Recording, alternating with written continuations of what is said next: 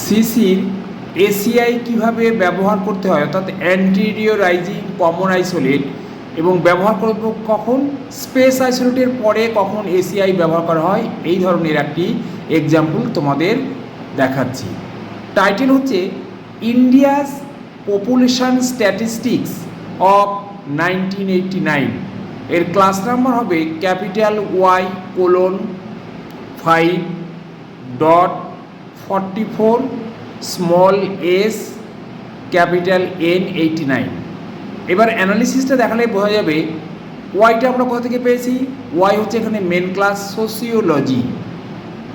Sociology, তার number হচ্ছে Y. এবার পপুলেশন যেহেতু ডেমোগ্রাফি, এই ডেমোগ্রাফি আমরা এনার্জি আইসোলেট থেকে পেয়েছি, যাকে আমরা পপুলেশনও বলতে পারি, তার নাম্বার হচ্ছে 5। এইবার ইন্ডিয়া হচ্ছে স্পেস আইসোলেট, তার নাম্বারটা আমরা পেয়েছি 44, আমরা স্পেস আইসোলেট থেকে পেয়েছি।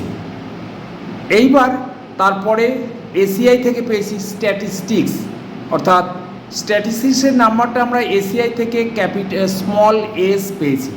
এরপরে আমরা টাইম আইসোলেট থেকে 1989 যে টাইম আইসোলেট, তার নাম্বারটা লিখতে পারবো ওই এন গ্রুপে পড়ে, অতএব ক্যাপিটাল এন, তারপরে সালটাল ডান দিকের দুটো সংখ্যা 89, অর্থাৎ N89, আর ব্র্যাকেটে লিখে দিতে হবে to be got by CD, অর্থাৎ ক্রোনোলজিক্যাল ডিভাইস, টাইম থেকে নিয়েছি।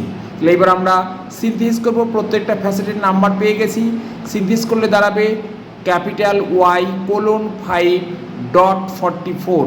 এই এসটা দেখো আফটার স্পেস ফ্যাসেট, তাহলে স্পেস হচ্ছে ইন্ডিয়া, জাস্ট তারপরে স্ট্যাটিস্টিক্সের নাম্বারটা বসবে, সেটা কত, স্মল এস, 44-এর পরে স্মল এস, এবং টাইম আইসোলেট সেটা পরে বসবে N89।